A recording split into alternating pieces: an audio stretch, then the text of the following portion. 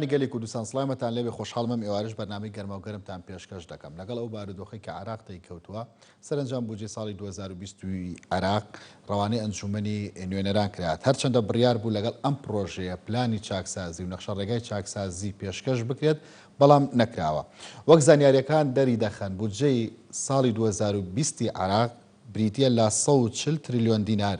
و لەم بڕا حکوومەت توانای دابینکردنی 6 تریلیۆن دیناری هەیە ئەوەی کە دەمێنێتەوە دەکاتە 80 تریلیۆن دینار بە شێوەی کورتێنان دانراوە ئەلبەت نۆ مانگ و چەند ڕۆژێک لە ساڵی 2020 تێپەڕیەوە بەڵام حکوومەتی عراقی بۆ وەکو ساڵی 2014 بێبودجە نەبێ دەوێت بودجەیەک بۆ ئەم ساڵدا ڕێژێتەوە لەسەر بنەمای ئەو خەرجیانەی کە لە چەند مانگی ڕابردووە بووە و لەسەر بنەمایەک بۆ سێ مانگی داهاتوو کۆمەڵی خەسڵەتی نەگۆڕ هەیە کە دەبێت لە بودجەی هەر وڵاتێکدا هەبێت لەوانە پلانی استراتیژی و ڕێژەی کورتێنان لە کۆی داهاتی نەتەوەی بەڵام ئەمانە لە بودجەی عراقدا نابیندێن بڕیاری شەهرێم و بەغدا لە بودجەی 2021 ڕێک بکەون لە بودجەی ئەم ساڵدا هەرێمی کوردستان و حکوومەتی عراق لەسەر ئەوە ڕێکەوتون کا 320 میلیارد دیناری مانگانە بنێرە بۆ هەرێمی کوردستان ئەمەش لە بودجەی ئەم ساڵی عراق و لە بودجەی ساڵی داهاتوودا دەبێتەوە بابەتێکی دیکە بە هەر حاڵ لە تەوەری یەکەمی گەرما و گەرم گفتوگۆ لەسەر بودجێ عراق و پلانی چاکسازی لە عراقدا دەکەین بەڕێز شیروان میرزا ئەندامی ئەنجومەنی نوێنەرانی عراق لە ڕێگەی سکایپ و لەگەڵماندایە بەڕێز شیروانێوارەت باش با لە بودجەی ساڵی 2020ەوە دەست پێ بکەین هەندێک داتامان خستە ڕوو منم هەوێ ورتر لە جەنابدە و داتایانە وەربگرم بودجەی ساڵی 2020 چەندە و چۆن دابەش دەکرێت سڵاوتان لێبێ ئێوارەی ئێوە و ئێوارەی بینەرانی گەلی کوردستان باش زۆر سپاس دیارە حکوومەتی عراقی بڵێ لە ڕۆژی دووشەممە لە کۆبوونەوەیەکی باڵین تایبەت بە پەسەندکردنی بودجە لە ئەنجومەنی وەزیران دەنگی لەسەر پرۆژە یاساکەداوە و بە پێی لێدوانی ڕسمی حکوومەت نردوێتی بۆ ئەنجومەنی نوێنەران هەرچەند لە ئەنجومەنی نوێنەران تا ئێستا نەهاتێتە لیژنەی دارایی و لە کارنامەی ڕۆژی یەکشەممە و دووشەممەش عەفوو کە کارنامەی ئەم دوو ڕۆژە بۆ دانیشتەکانی پەرلەمان دابەزیوە تا ئێستا پرۆژە یاسای بودجەی دانێکە خوێندنەوەی یەکەمی بۆ بکرێت تەمان پرۆژە یاساکە دەبێتە لیژنەی دارایی لە لیژنەی دارایی لە کۆبوونەوەی پەرلەماندا دوو حاڵەت هەیە یان من حيث المبدأ واتە هەر لە بنەڕەتدا ڕەت دەکرێتەوە دەنێردرێتەوە بۆ حکوومەت یان خوێندنەوەی یەکەمی بۆ دەکرێت دەست بە تەشریع دەکرێت ئێمە دەزانین کە ئێستا لە کۆتاییەکان یا ماڵی لە نیوەی دووەمی مانجی نۆداین و لە باشترین حاڵەتدا ئەم پرۆژە یاسایە ئەگەر هیچ مشکلەیەکی نەیەتە پێش بە ڕێکاری یاسایی خۆیدا بڕوا زۆر بە ئاسایی مانجی دە ناوەڕاستی مانجیدە کۆدایی مانجیدە تەواو دەبێت تاوەکو دەگاتە سەرۆکایەتی کۆمار و با بڵێن بڵاو دەکرێتەوە لە وەقایع و حکوومەت ڕێنمایی بۆ دەردەکات لە باشترین حاڵەتدا ئەم پرۆژە یاسایە لە ڕووی واقعیەوە بۆ دوو مانگە بۆ مانجی 11 بەڵام حکوومەت بۆچی ئەم پرۆژە یاسایی وا بە درەنگەوە ناردووە بۆ پەرلەمان یان دەیەوێت دەنگی لەسەر بدرێت دەیەوێت بە یاسا لەبەر دوو هۆکار هۆکاری یەکەمیان ئەوەیە کە حکوومەتی عراقی دەیەوێت قەرز بکە و ناتوانێت بەبێ یاسا قەرز بکە ئەم پرۆژە یاسایی بۆ ئەوەیە کە بتوانێت ڕێگەی بدرێ بە پێی یاسا جارێکی دیکە قەرز بکات بۆ پڕکردنەوەی کورتێنان و دابینکردنی موچەی فەرمانبەرەکان ئەمە خاڵی یەکەم خاڵی دووەم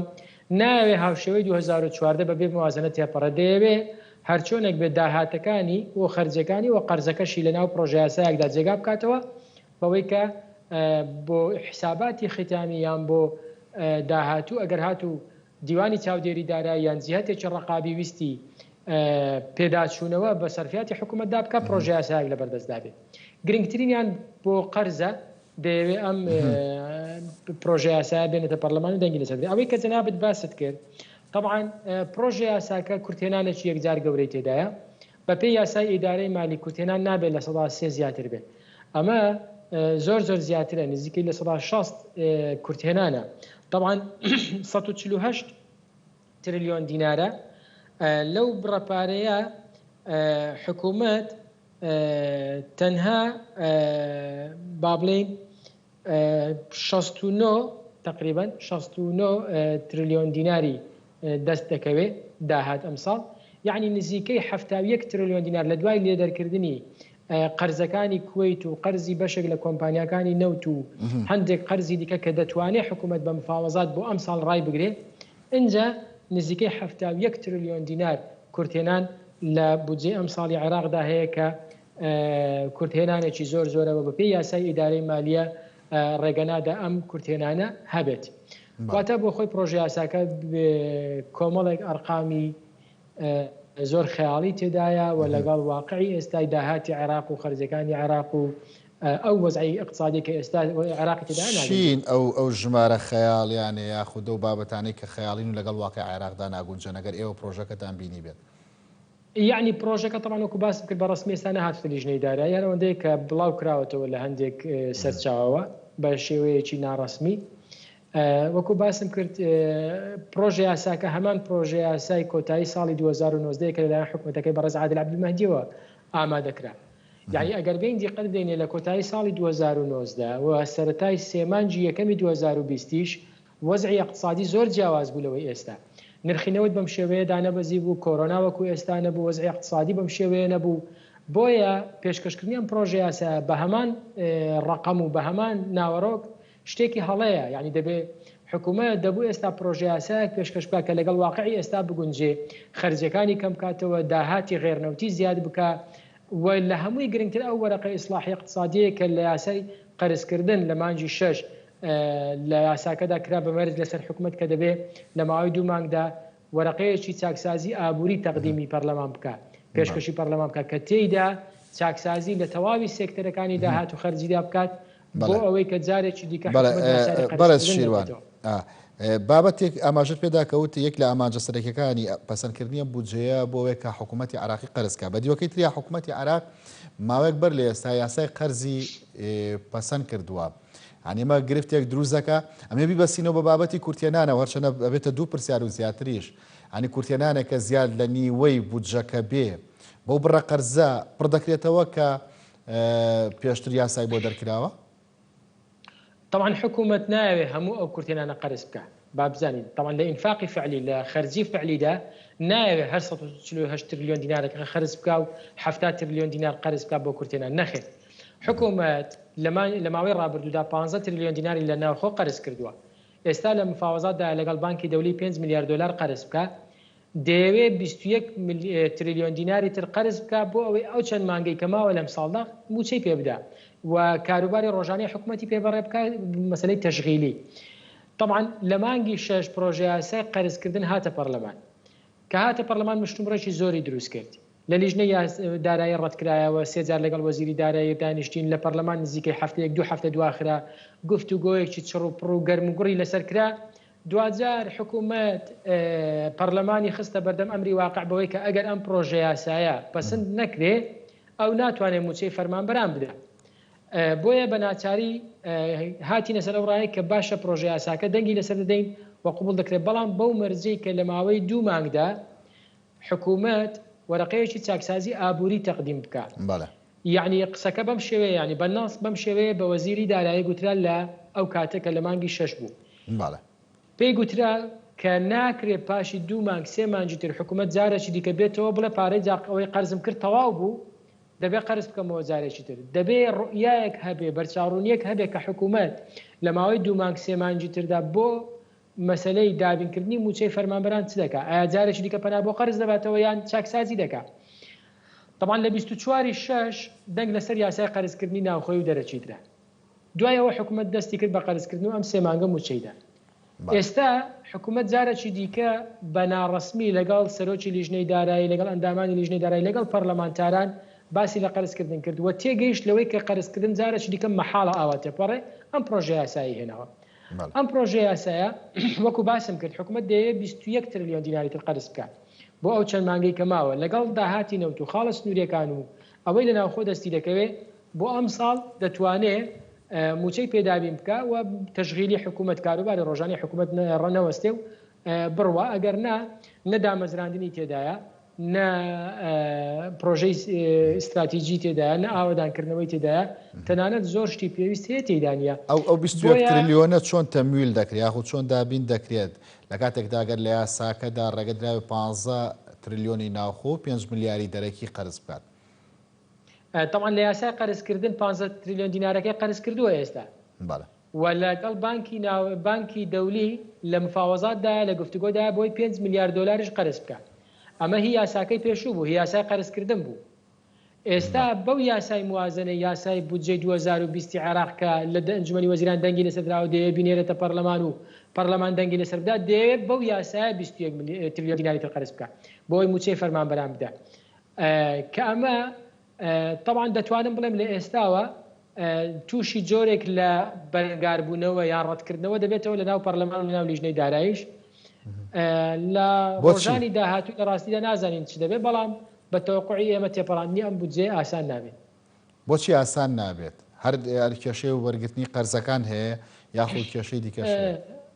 دوو سێ خاڵ هەیە. یەکەچیان ئەوەیە کە قەرزکردن جارەکی دیکە طبعا قەرز تەبعاتی زۆرە، یعنی تۆ قەرز سووی دەستە سەر قەرز دەبێ بدرێتەوە قەرزداربوونی جیلی داهاتووە هەموو ئەوانەیە ینی قەرز بۆیە ئەوانەی کە لە اقتصاد شارەزان و بەتایبەتی لە اقتصادی سیاسی و لە اقتصادی دەولی شارەزان بەتایبەتی قەرزی دەرەچی دەبێتە هۆی ئەوەی کە سیاسەتی ئەم وڵاتە جۆرێک لە تەبعیەت دروست ببێ بەرامبەر ئەو دەوڵەتانەی کە قەرزیان لێ دەکات یان ئەو مؤسسە دەولیانەی کە قەرزیان دەکات بەرمونە بانکی دەولی سندوقی نەقدی دەولی کاتێک کە قەرز دەدا بە عێراقیان هەر وڵاتێک هەندێک مەرجی هەیە بەستێدا دەسەپێنێ. بەهەرحاڵ ئەمە زۆر باشە بەرز شێروان ئەمن دوای سەرنج لەسەر بودجەی 2020 بۆ وەربگرم ینی ئەو چەند مانگی ڕابردوو 9 مانگ و تقریبا ڕۆ 17 ڕۆژ تا ئاگاتە پەسەندکردنی بودجەکە تا مانگی دەش و گوتە تا بودجەکە بۆ مانگی 11 و 12ەیە. پرسیارەکە ئەوەیە چۆن مامەڵە لەگەڵ ئەو دەمانگەی ڕابردووەکەن ژمێرەی کۆتایی لەگەڵ بودجەکەدا نێردراوە یاخودەر خەمڵاندنە؟ نا طبعا ئەمە وەکو بەیاناتی مالی وەیە زیاتر لە موازنە ناچێت لە ڕاستیدا چکە موازنە ئەگەر ڕاستی دەبێت لە یەک حاضر بێ و حکوومەت ڕێنمایی بۆ دەرکردێ و لە یەکێکەوە حکوومەت کاری پێ بکەن. بەهەرحاڵ ئەمە لە بەیاناتی مالی دەچێت بۆ مانگەکانی ڕابردوو طبعا هەر دەبێت بەم شێوەیە بێ واریداتی تێدایە زائیدەن نەفەقاتی تێدایە کورتێنانی تێدایە کە بە قەرز پڕکراوەتەوە یعنی بەم شێوەیە تەنها بەیاناتی مالیە بریتە لە داهاتوو لە خەرجی لە قەرزەکان و کۆتایی پێدێ بۆ دوو مانگی داهاتوو دو سێ مانگی داهاتوو ئەوەیە بزانین تەسەوور دەکەم بۆ دوو سێ مانگەش وەکو باسم کرد هیچ پرۆژەیەکی استراتیژی تێدا نیە هیچ شتێکی نوێی تێدا نیە هەر زیاتر تەشغیلیە و موچەی فەرمانبەرانە و بەم شێوەیە بەڕێ دەکرێت بەڵام وەکو باسم کردەوە لەسەر قەرز ڕەت دەکرێتەوە هیچ پرۆژەی استراتیژی تێدا نیە مەسلەی ئاوەدانکردنەوەی ناوچە تازە ڕزگارکراوەکان ئەو پارێزگانی کە دەستی داعش ڕزگارکراون جێڕانەوەی ئاوارەکان کۆمەڵێک خاڵی تر هەیە کە پەرلەمانتاران لە ڕاستیدا 1-2 ساڵە دەیانەوێت بەهۆ لە ناو موازنەدا هەندێک شتی بەرچاو هەیە بکرێ بەرمونە تا ئێستا ئاوارەکان نەگەڕێنراونەوە شوێنە خۆی تا ئێستا ناو ئازادکراوەکان ئاوادان نەکراونەوە وەکو پێویست لە خواروی عێراق تا ئێستا خزمەتگوزارێکی بەرچاو نیە و وەزعی خزمەتگوزاری خەڵک زۆر خراپ لەو پەڕی خراپیدایە هەموو ئەوانە وا دەکە کە بەشێکی زۆر لە پەرلەمانتاران و لە لیژنەی دارایی و لە دەروی لیژنەی دارایی ناو پەرلەمان ئەم پرۆژە یاسایە تووشی بربەست و ئاستەنگی گەورە دەبێت. زۆر باشە باز لە وەرەقی چاکسازەکەکەین کە خۆت ئاماژەت پێدا ئەم پلانی چاکسازیە دەبێت چی تێدا بێ یاخود دەبێت چی لە خۆی بگرتایە ئەو کاتە زەمان پێکەوە هەم بودجەکەتان لەگەڵیدا پەسەندەکرد هەم پلانەکە بڕیار بوو ئێوە و حکوومەت پێکەوە پلانێکی چاکسازی داڕژم مەبەستم ئێوەکو ئەنجومەنی نوێنەرانەوە بە دیاریکراویش لیژنەی داراییە یاخود حکوومەت بینێرێت و ئێوە سەرنجی لەسەر بدەن؟ طبعا ئێمە داوا لە حکوومەت کرا کە حکوومەت بینێرێت چونکە هەر شتێک تەبعاتی مالی هەبێ یعنی خەرجی پەیوەستێت بە سەرفیات و بەپارەوە بەپێی دەستوریش بە دەبێت ڕێی حکوومەت وەربژیرێت چونکە ناکرێت و مەسەلەن شتێک بەسەر حکوومەتدا بسەپێنی کە حکوومەت توانای جێبەجێکردنی نەبێت لە ڕووی داراییەوە بۆیە پێمان وا بوو طبعا ئێمە وەکو لیژنەی دارایی پرۆژە پێشنیارێک ئامادەیە با بڵێن مقتەرەحێک بەڵام پێمان وا بوو حکوومەت بابزانین چه ئامادە دەکاوە چ دەنێرێت طبعا وەکو باسم کردە بوو 24/8 بیناربە کاتەکەی تێپەڕی نەینان وەزیری دارایی بە ئێمەی گوت ڕەشنووسەکەی یعنی کۆتاییەکەی ڕەشنووسەکەی لە کۆتایی ئەم مانگە دەگاتە دەست پەرلەمانتاران لە ناوەڕاستی مانجی 10 پرۆژە یاساکە یان با بڵێن وەرەقەی چاکسازی ئابوووریەکە بە تەواوی دەگاتە پەرلەمان و ئامادە دەبێت بە پێ قسەکانی وەزیر کۆمەڵێک سێکتەر لە خۆ دەگرێت بە تایبەتی تەرکیز لەسەر داهات دەکاتەوە بە تایبەتی پێداچوونەوەی بە مەلەفی نەوت تەرکیزکردنە لەسەر زیادکردنی داهاتی غێرنەوتی لە عێراق و پێداچوونەوەی بە خەرجیەکان لابردنی خەرجی زیادەیە و هەندێک بە پێوەی کە وەزیر باسی کرد هەندێک با بڵێن چاکسازی هەیە لە بواری اقتصادی و ئابووریدا کە با بڵێن لە 2003 لە 2005 حکوومەتی عراقی نەیکردووە کە دەبوو بیکە لە ڕاستیدا ناوەڕۆکەکەی بە دەقیقی نازانین هەرەوەی کە وەزیر باسی کرد ئەوەندەیە چاوەڕێ دەکەین لە چەند ماوەی داهاتوودا بگاتە دەستمان بزانین حکوومەت چی ئامادە کردووە وەزیر وعدی ئەوەی داوە کە پرۆژەیەکە کە بۆ ئەم قۆناغی عێراق گۆڕانکاری گەورە لە ڕووی اقتصادیەوە دروست دەکات. ئاماژەت بۆدا کە ئێوە وەکو خۆتان مقتەرەحە یاخود پێشنیازێکتان ئامادە کردو یاخود ئامادەی لەلاتان ئەمە چی لە خۆ دەگرێت؟ ئەوەی کە لە لیژنەی دارایی ئامادەیە تەرکیز لەسەر وەکو باسم کرد پێداچوونەوەی بە هەموو گرێبەستەکانی نەوت و جەلاتی تەڕاخیس لە عێراق فرۆشتنی نەوتە پێداچوونەوەی بە بەهای دۆلار لە مەزادی عوملە لە بانقی مرکزیەوە و چۆنێتی جیبایە و کۆکردنەوەی پارەی خزمەتگوزارەکانی ئاو و کارەبا و باج و ڕسوماتە دەواازە سنووریەکانە و هەندێک با بڵێن فرۆشتنی هەندێک مڵکی حکوومەتە کە ئێستا لەلایەن خەڵکەوە با بڵێن بەکاردێنریان دەستی بەسەردا گیراوە یان حکوومەت هیچ سوودی لێ نابینێ بەڵام دەتوانێت بۆ ئەو ئەزمە اقتصادیە بیفرۆشێ و پارەکەی لە خزمەتی هاوڵاتیان بەکاربێنێتەوە. کۆمەڵێک مقتەرەحی زۆرن کە هەمویان دەچنە بواری چاکسازی و لە هەمووی گرنگتر تەوتینی ڕەواتبە یعنی وای لێبێ موچە لە ڕێگای کارتی زیرەکەوە لەلایەن بانقەکانەوە وەربگیرێ بۆ ئەوەی ژمارە فعلی فەرمانبەران و فەرمانبەری فعلی بزانین و چێ موچە وەردەگرێت و چێ موچە خۆرەوە چێ زیاتر لە موچەیەک وەردەگرێت و چێ موچەی ناشایستە وەردەگرێت تەمان لە عێراقیش ئەوەی کە پێیان دەڵێن فەزایی لە هەرێمی کوردستان پێ دەڵێن بندیوار تەمان زۆرە بە تایبەتی لە کۆمەڵێک سێکتەری ئەمنی و ئەوانە پێویستە پێداچوونەوەی پێدا بکرێ ئەمە هەموو فەرمانبەرێک ئەو کاتە کۆتی فەرمانبەری دەبێت و هەموو دیار و ئاشکراکە چێ موچە وەردەگرێت بۆچی وەردەگرێت. بەرە شیروان ئەمەی کە ئێوە ئاماژەتان پێدام پێشنیازە بابەتێکە تەنها تیۆری و ئامادەتان کرد یاخود دراستان کردووە کە کاریگەریەکانی لە شۆدا دەرەکەوێت لەسەر ئابووری عێراق؟ نا ئەمە تەواان دووشت هەیە ئێمە ئابووری عێراق ئێستا دەزانین کە خەرجیەکەی لە داهاتەکەی زیاترە کاتە بۆ ئەمە دەبێت ئمە دەست بۆ دووشت ببین یەک خەرجی کەم بکەینەوە خەرجی ناپێویست جا خەرجی ناپێویست لە هەموو سێکتەرەکان لە هەموو بوارەکان زایدەن زیادکردنی داهات بە تایبەتی داهاتی غێرنەوتی چونکە سعری نەوت سعرێکی ناجێگیرە بەردەوام گۆڕانکاری تێدا دەبێت و اقتصادی عێراق تا ئێستاش لە 1993 پشتی بەستۆ بە فرۆشتنی نەوت بۆیە هەر لەگەڵ بەرزبوونەوە و نزمبوونەوەی نرخی نەوت کاریگەری لەسەر ڕاستەخۆی لەسەر اقتصادی عێراقیە بۆیە دەبێت هەوڵ بدەین لە سێکتەرەکانی تر لە سێکتەری کشتتوکاڵی لە پیشەسازی هەوڵ بدەین کە داهاتی غێرنەوتی زیاد بکرێت پێداچوونەوە بە باج ڕسومات کە هەندێک یاسا هەیە هی 60ەکانی سەدەی ڕابردووە و پێداچوونەوە بە خاڵە سنووریەکان و تعریفەی گومرگی و کۆمەڵێک لەو یاسا و ڕێسانەیە کە بە نەتیجە هەم داهات زیاد دەکات هەم خەرجی کەم دەکاتەوە ئەو کاتە لەوانەیە کورتێنان کەم بێتەوە. بەڵێ لە نێوان ئێوە وە دواخستنی ئەو پرۆژەی چاکسازی یاخودەوەی کە خۆت ناوەڕاقی چاکسازیەکە ئێوە هەستەکەن بۆی کە حکوومەتی عراقی نیەتێکی جددی هەبێت لە چاکسازی لە ئابووری عراقدا؟ طبعا حکوومەت نیەتی چاکسازی هەیە و وەزیریش بۆ خۆی کەسێکە کە دەیەوێت چاکسازی بکە هەرچەند زیاتر پیاوەکی ئەکادیمیە لەوانەیە بەڕای من یعنی ئەگەر نەبێتەوە تۆزێک لە واقعی عێراق با بڵێن وەکو پێویست نەبێت دوور بێ بەڵام پیاوەکی شارەزایە و ئەکادیمیە و دەتوانێت تەرحی جوانی هەیە حکوومەتیش دەوێت چاکسازی بکە بەڵام بیرمان نەچێت لە عێراق بربەستی بەردەم چاکسازی یەکجار زۆرە یعنی ڕێگاکە تەخت نییە بڵێن حکوومەت ئەوەی دەیەوێت دەتوانێت 100% جێبەجێ بکە ئەوەی وەزیر دەیەوێت دەتوانێت 100% جێبەجێ بکە نەخێر بربەستی گەورە هەیە طبعا چاکسازی لە هەموو دنیا وایە لێدانە لە مەساڵحی کۆمەڵێک کەس بەرژەوەندی هەندێک کەس دەکەوێتە مەترسیەوە و بەدڵنیاییەوە لە عێراق بەرژەوەندی هەندێک لە هێزە میلیشیاکان و هەندێک ئەحزابی دەستڕۆیشتوو کەدا ئێستا لە هەندێک ناوچەی عێراق دەستیان بەسەر خاڵە سنووریەکان داگرتووە و دەستیان بەسەر بۆڕینەوت داگرتووە بەسەر بیرەنەوت داگرتووە و هەندێک پرۆژەی وەهمی هەوایی پارەکەی وەرگیراوە خوراوە هیچی دیار نییە ئێستا وردە بە تایبەتی لە دوای سەردانەکەی جینین بلاسخار نوێنەری نەتەوەیەکگرەکان بۆ لای سیستانی و هەڵگرتنی گڵۆپی سەوز لەلایەن سیستانیەوە بۆ بە دوواداچوون و دژایەتیکردنی گەندەڵی بە بڵێن گەندەڵی گەورە ئەوەی کە بڵێن شتی زەق و گەورەیە ئێستا حکوومەت خەریکە هەندێک با بڵێن پلانی چاکسازی و هەندێک کەس دەستگیر دەکات دەست بۆ هەندێک مەلەفی حساس دەبا وەکەوەی دەستی بۆ مەلەفی دەواازە سنووریەکان برد ئەمانە خاڵی گرنگن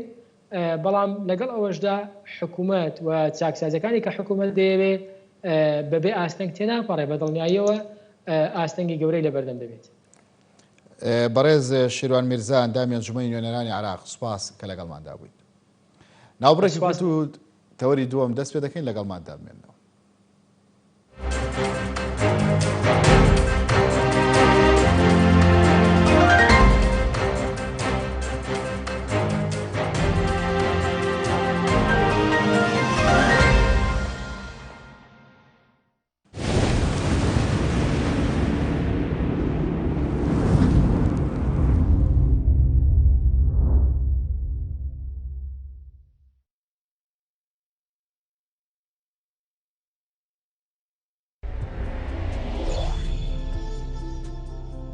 بۆ بەرنامەی ئەم جارە بابەتێکی گرنگم بۆ ئامادەکردوون ئەویش زمانی جەستەیە. زمانی جەستە بە کۆی هەموو ئەو جوڵە و ئاماژە و بزاوتانە وترێکە لەسەر جەستەی مرۆڤە لە ڕوخسارەوە دەست پێ دەکات تا تەواوی جەستە لە هەموو حاڵەتەکانی دانیشتن و ڕۆیشتن و وەستانە ڕۆڵە بینێ.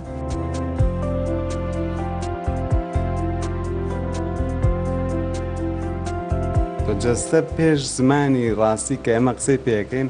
ئاماژەی تەواوە لە هەموو حاڵەتەکە ئینسان نەتوانانی تەخمین کەی بۆی کە چی ئەڵێدیان چی ناڵێدیان چی لە دڵە. زمانی جەستە زۆرتر لە ناو سەرکردەکانە بەکارە برێت من پێم وایە یاگەرەکی بە کەسێک خۆی ماخۆڵ نیشان بدات وەکو ئیستا مناوە چۆن دانیشتم. بەتەواتی ئێمە زیاتر بەداخەوە شوخانەوەی گرنگی دین کە چی ئەوترێ گرنگی بۆ نادەین چی ڕوودەدا. ئێمە با تەرکیزمێنە سەر چاوەکانمان چی دەبینین نەک چی دەبیستین و ئەوەی دەیبینین دەتوانین ئێمە بڕیاری لەسەر بدەین و بڕیاری کۆتایی لەسەر بین و ئەوە دیمەنە ڕاستەکەیە ئەو بابەتە ڕاستەکەیە.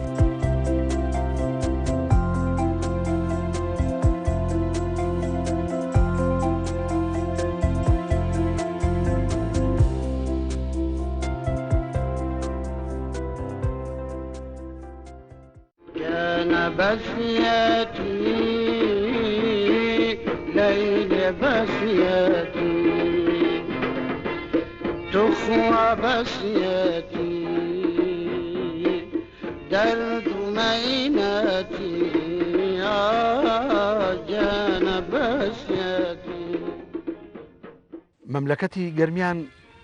پێدەشت و گردۆڵکە لەش ئەنجراوەکان ئێستا سەر دەرهێن و وردە وردە ئەژێنەوە. پیاوێک ناوی عەزیز بووە عەزیز کۆی ئەم دی ئاوادان کردوەوە. هەتاکەی لەگەڵ مەحموود سەنگاریا بوویت و هەتاکو تەقریبەن ئەم بوو بە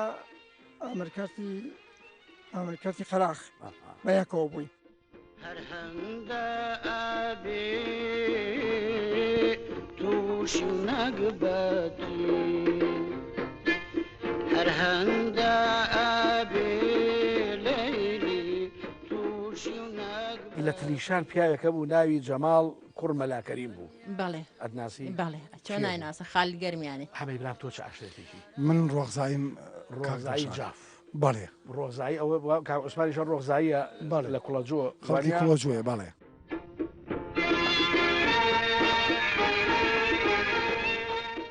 ئاوەسپی هەناسەی ناو گەرمیانی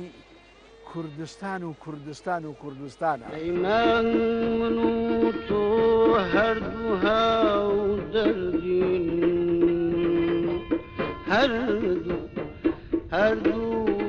هەردوو گرفتار یەک ئاسەردین.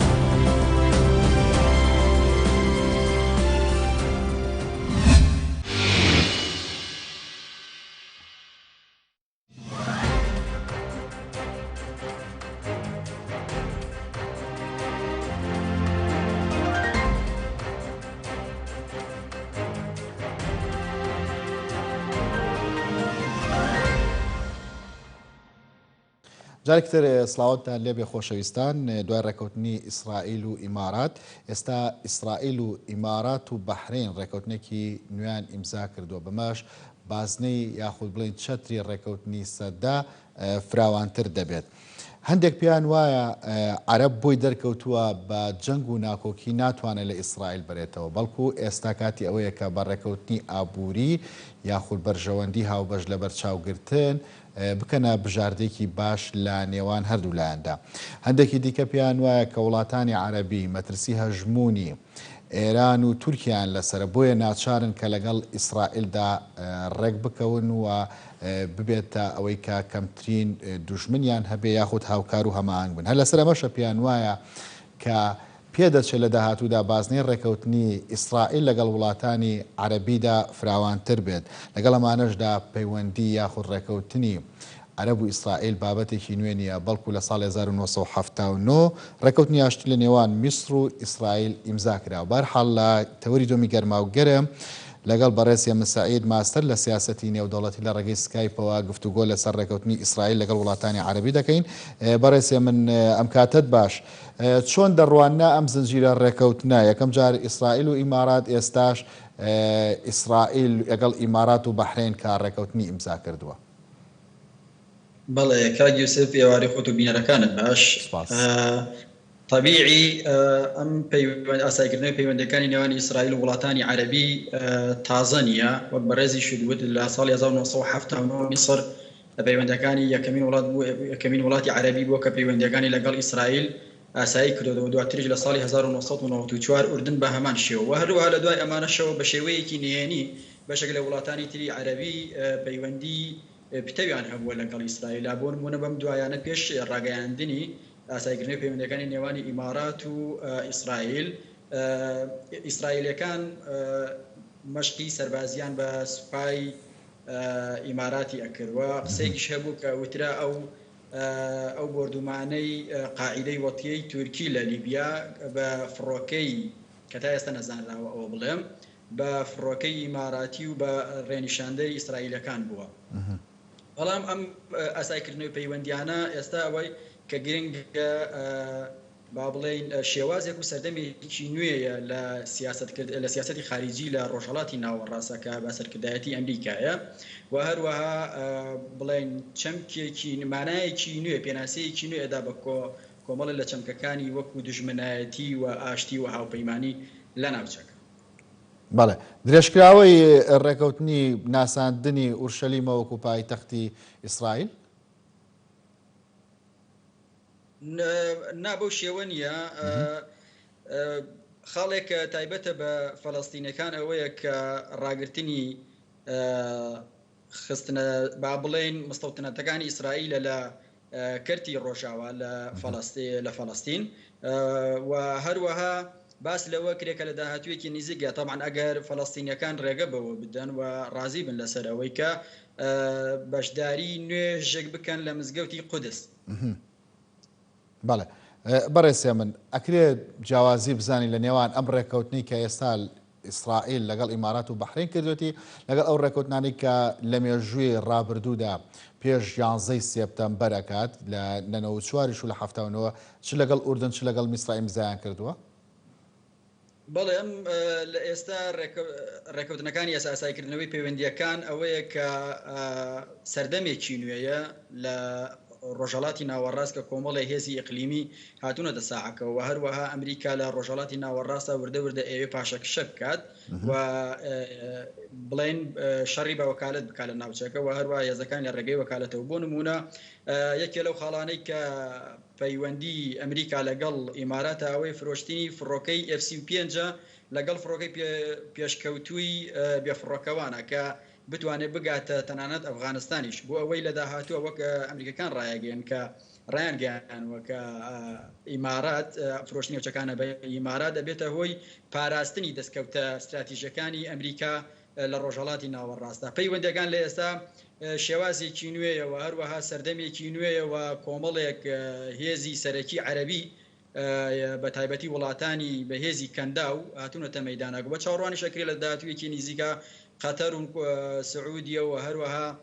سەڵتانەی عمان و کۆمەڵە وڵاتانی تری عەربی بچنە ڕیزەکەەوە بەم شێوەیە ئەبینین بەرەیەکی ئیسرائیلی عەربی دروستە بێ لە بەرامبەر وەکوتمان هەندێک هێزی ئیقلیمی کە پێشتر پێش 2023 هێزانە لە ڕۆژهەڵاتی ناوەڕاستە بڵێن دەستیان درێژ نەکرد و هەژمونیان نەبوو لە وڵاتەکانی ترە بۆ نمونە ئێران لە دوای 2023ەوە توانی لە وڵاتانی عەربی بە تایبەتی لە هەر چوار وڵاتەکەی عێراق و سووریا و یەمەن و لوبنانە ئەو هەژمونی زیاترەی هەبێت و هەروەها تورکیاش لە دوای 2016ەوە بڵێن پەلکێشی کردو بەشێک لە وڵاتە عەربیەکان لەبەرەوە لە ئێستادا هاوپەیمانێتی عەربی لەگەڵ ئیسرائیلی مانایەکی نوێ و هەروەها شێوازێکی نوێ بە سیاسەتی خارجی بە ئەو وڵاتانە ئەدا لە بەرامبەر دوو هێزی ڕکابەری سەرەکی کە هەردووکیان با بڵێن هێزێکی ئیسلامی شیعیگەری و ئیخوانی موسلیمین لە ناوچەکە. بەڵێ ئەم فراوانی بەرەیە کە دروست دەکرێت لە نێوان عەرب و ئیسرائیلەکاندا چ ئامانجێکی داهاتووی ئەبێت لە کاتێکدا لە مێژووی 72 بۆ 73 ساڵی ڕابردوودا عەرب و ئیسرائیل لە ناکۆکیێکی گەورەدا بوون. بەڵێ ئەگرێ لە داهاتووە بە تاکید هەتاکو ئێستش کە ئەوەی کە قسەی لەسەر نییە وە کۆمەڵێک با بڵێن وڵاتانی جیهانی و با بڵێن سەرۆکی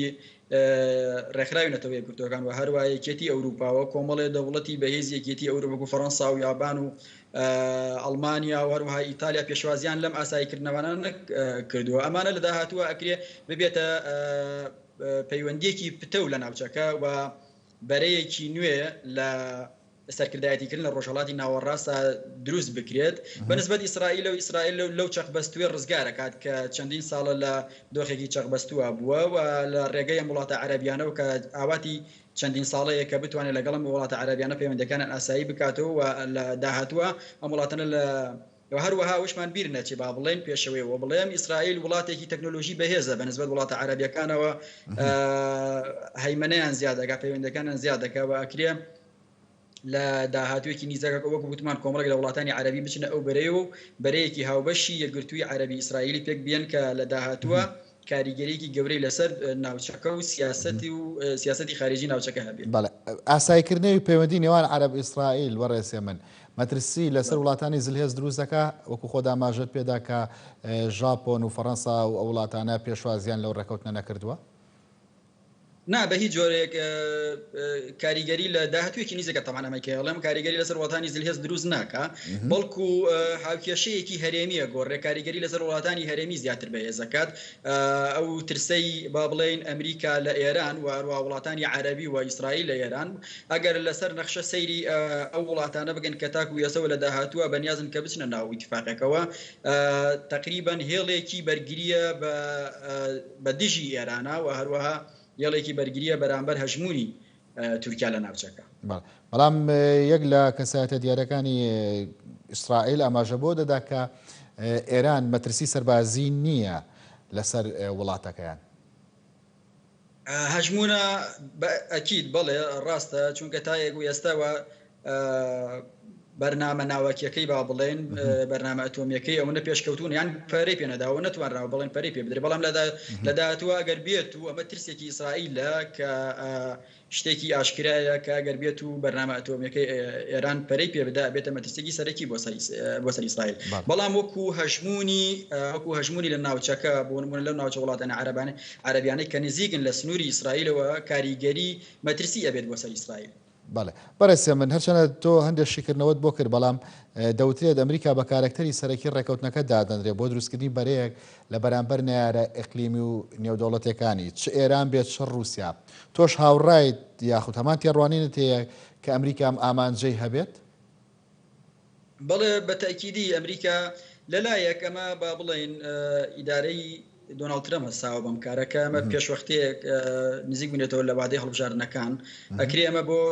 مەبەستێکی گەورەی ئینتیخابی ترەمپ ئەمە لەلایەکی تر ئامانجێکی استراتیژی ئەمریکایە لە ناوچەکە بە دڵنیایی ڕێگیرە بێ لە کۆمەڵێک وتمان هێزی هەرێمی و هەروەها وەک ئەکرێت هێزی نێودەوڵەتی وەک رووسیا بەگری بکە لە هەژمونی ئەو وڵاتانەوە وەک با بڵێن هاوپەیمانێکی ئەمریکا لە ناوچەکە بۆ نمونە چەند دقەیەک پێش ئەم چاوپێکەوتنە و یاریدەری وەزیری بەرگری وەزیری دەرەوەی ئەمریکا لە ڕۆژهەڵاتی ناوەڕاست ڕایگەیان کە ئەمریکا وا سەیری قەتەرەکات کە هێزێکی هاوپەیمانی غیر ئەندامی ناتۆیە و هەروەها ئەکرێت با بڵێن ئەمریکا وا ئەبینە لە داهاتوێکی نزیک قەتەریش بچێتە ئەو بەرەوە لە وڵاتانی هەژمونگەرای وەکو تورکیا و وەکو رووسیادا ببڕێت. بەڵێ لە ماوەی ڕابردوودا سعودیا لە بەرامبەر رووسیادا وەستایەوە جۆرێک لە تەمسیلی سیاسەتی ئەمریکای کردو بە تایبەت لە دانانی نرخی نەوت و جێگیرکردنی توانای بەرهەمێنان چ لە ناو ڕێکخراوی ئۆپێک چ لە دەرەوەدا. ماوەیەکی پێش ئێستا میسر وەکو هێزێک لە ناو لیبیا بەرامبەر بە تورکیا وەستایەوە. پرسیارەکە ئەوەیە دروستکردنی ئەم بەرەیە زیاتر پارێزگاریکردنە لە ناوچەکە یاخود پارێزگاریکردنە لە ئیسرائیل؟ بەڵێ ئاسایکردنی پەیوەندەکانی نێوانی ئیسرائیل و وڵاتانی عەرەبی یعنی با بڵێن هاواربردننی وڵاتانی عەرەبیە بۆ ئیسرائیل لە دەست ئێران و بە تایبەت لە دەست ئێران و هەروەها تورکیا بە ئەکیدی ینی وڵاتانی عەرەبی مێژوویەکی دوور و درێژی توولانیان هەیە لە مقاومە و بەوە ناسراون کە گەلی عەرەب لە بابەتی مقاومە گەلێکی زۆر سەرسەختن بەڵام وەک ئەبینین لەم دواییانە هەژمونی و دەسوەردانەکانی ئێران لە بەشێک لە وڵاتانی عەرەبی و بیریشمانە چ لە ساڵی 1969 ئێران بەحرێنی وەک خاکی خۆی ناوزان کردەوە ئەگەر بێت و لە داهاتووی بڵێن لە داهاتوە ئێران بەو شێوەیە پەل بکێشێت و لە ڕێگەی هێزە شیعە نزیکانی خۆیەوە بتوانێت وڵاتانە کۆنتترۆل بکە بۆ نمونە باڵێن کەسە لە چوار وڵاتی عەرەبی کە لە ڕابردوودا سووریا کە یەکێ لە وڵاتانە بوو کە خۆی ئیسرائیل لە هەژموری سووریا ئاترسا لە منتیقەکە بەڵام ئێستا بووە بە جێگەی ئێران مەترسیەکە بۆ وڵاتانی عەرەبی لەلایەک بە تایبەت و هەروەها قازانجێکی گەورەشە ئەم ئاسایکردنەوەی پەیوەندیانە بۆ ئیسرائیل لە ڕووی ئابووری و هەروەها بەرگریکردن لە هەژمونی هەرێمی. بەڵێ بەڕێسێ من بە ڕاستەوخۆ ناڕاستەوخۆ لە ڕابردوودا وڵاتانی عەرەبی کەمینەکانی ڕۆژهەڵاتی ناوەڕاست چ کەمینەی نەتەوەیی بن یاخود دینی تۆمەتباریان دەکردن بەوەی کە ئەمانە هاوپەیمانی جوولەکەن یا هاوپەیمانی ئیسرائیلن. پرسیارەکە ئەوەیە کەمینەکان لە ڕۆژهەڵاتی ناوەڕاست کەمینەی نەتەوەیی بن کەمینەی دینی بن چ چارە نووسێکیان ئەبێت لە ناو ئەم ڕێکەوتنانی کە دەکرێت؟ بەنسبەت ئەوەی کە من گرنگ بێ لە لای من کەمینەکان بە تایبەت با بڵێن کورد لە ناوچەکە گومانی تێدانی ئاسایکردنەوەی ئەم پەیوەندیانەی وڵاتانی عەرەبی لەگەڵ ئیسرائیل و بە تایبەتی لە داهاتووە کە من وایە بینیم عێراقیش بچێتە ئەو بەرەوە ئەگەر بەم شێوەیە بڕاتە پێش بە دڵنیایی ئەو هاوپەیمانە بە سۆزە ئیقلیمەی جارانی کە هەیبوو ئیسرائیل بوو ئەوەی نامێنێەوە هەروەها ئەو مرونەتەی ئەمریکا بەرامبەر کوردەکان بە دڵنیایی ئەوەش نامێنێ بینیمە لە 2007 تاکە وڵات لەسەر ئاستی هەرێمی کە بە شێوەیەکی علانی و لە ڕێگەی میدیاکانەوە پشتیوانی لە ڕێفراندۆمەکەی هەرێمی کوردستان کرد ئیسرائیل بوو بۆیە من وایە بینم درێژەدانی ئەم پەیوەندیانە بە ئەکیدی کاریگەری نەرێنی لەسەر هەندێک لە ئەو کەمەنەتەوانە بێ بە تایبەتی هەرێمی کوردستان. ینی کەواتە عێراق ئیسرائیل دەچێتە ژێر باری وڵاتانی عەرەبی و پشت لە کورد بکە وەکوی خۆت ئاماژت پێدا؟ هەر ئیسرائیل بمانەوێت نەمانەوێت ئەو یەکێکن لە وڵاتانەی کە ناتوانێت وەکو هاوپەیمانێکی سەرەکی پشتی پێ بەسی چونکە پێش هەموو شتێ و بەرژەوەندەکانی لە سەروی هەموو سیاسەتێکی خۆیوێتی بە درێژایی مێژوو هەرواش بووە ئەو پشتیوانشی ئیسرائیل لە کوردی کردووە تاکو ئێستا پشتیوانێکی تەنها زارەکی بۆ بەڵکو بە شێوەیەکی بنەڕەتی نەبووە و لەسەر ئاسی پراکتیکی نەیتوانی ئەم کارە بکات تەنها بۆ هاندانی هەستی با بڵێن عەرەبەکان بۆ لە ڕۆژهەڵاتی ناوەڕاستە بکەوەی بیەوێ منیش کارتێکی فشارم هەیە بۆ نمونە لە ناوچەکە کەویش هێزە کوردیەکان. بەڵێ هەمانە و گرفتەی کە کورد هەیەی لە ناوچەکە ئیسرائیلیش هەیەی چ جیاوازی نەتەوەی بێت چ جیاوازی دینی بێ بۆچی دەبێت عەرەب ینی لەگەڵ ئیسرائیل بۆ جۆرە ڕێکەوت و کورد ببێتە سوتماکی ئەو ڕێکەوتنە؟ بە درێژایی مێژوو خۆی کورد هەر لە چوارچێوەی ئومەی عەرەبیە خۆی هەر سوتماک بووە و هێزێک بووە چی گەلەوەی کە خۆی خۆخۆر بووە هیچ هاوپەیمانێکی بەهێزی نێودەوڵەتی نەبووە تەنها ئەوە نەبێ فەڕەنسا لە چەند قۆناغی جیاوازەتوانێتی پشتیوانی بەهێزی کوردەکان بکە. کوردەکان کێشەی سەرەکی ئەویان بووە کە تا ئێستا نەیانتوانی بمدە هێزێکی یەکگرتووی گرنگ لە دوای 2023 و ئەو فرسەتە بۆ کوردەکان ڕەخسا کە ببنە هێزێکی کاریگەر لە ناوچەکە و یەکێتی ئەوروپا وڵاتانی یەکێتی ئەوروپا و هەروەها ئەمریکا بتوانێت کە ببێتە هاوپەیمانان بەڵام کورد خۆی زۆر لەوە بچووکتر بینیەوە کە بێتە هاوپەیمانی ئەو وڵاتە بەهێزانە خەریکی بڵێن ناوخۆی خۆیان بوون لەمانانی ناوخۆیان بوون نەبوون بەهێزەک کۆمەڵە لە با بڵێن تا ماوەیەکی زۆریش با بڵێن مەشقی سەربازیان بە کوردەکان کە بتوان بێتە هێزێکی پرچەکی پێویست لە ناوچەکە کە بتوان یاحتیمات بێتە جێگەی یاحتیمادی وڵاتە ئەوروپیەکان بەڵام کورد ئەوە نەبوو بۆیە لە داهاتوویەکی دووریشە ئەوە بەدین ناکرێت یعنی پاراستنی کەمەنەتەوەیەکی کورد کە خۆی کەمەنەتەوە لە چوارچێوەی دەوڵەتە هیچ یاعتیبارێکی نیەکە ئێساوەک ئەبینین نەتەوەی گردوەکان و هێزێک ئەو ڕۆڵی جارانی نەماوە کە بتوانێت بەرگری لە ئەم کەمەنەتەوانە بک بە شێوەیەکی سەرگی چونکە کۆمەڵێک هێزی نێودەوڵەتی و هەروە هەرێمی هاتوونەتە پێشکە لە پێشترن بەرژەوەندەکانن بۆ وڵاتەکانی تر کە ئەبێتە هۆی ئەکرێ مەترسی ترسناک لە داهاتوودا بۆ سەر کوردەکان لە ناوچەکە. بەڕێز هێمن سعید ماستەر لە سیاسەتی نێودەوڵەتی سوپاس کە لە ڕێگەی سکایپ لەگەڵماندا بووی. زۆر سوپاس بۆ هێرش. ئێوەش خواتان لەگەڵ.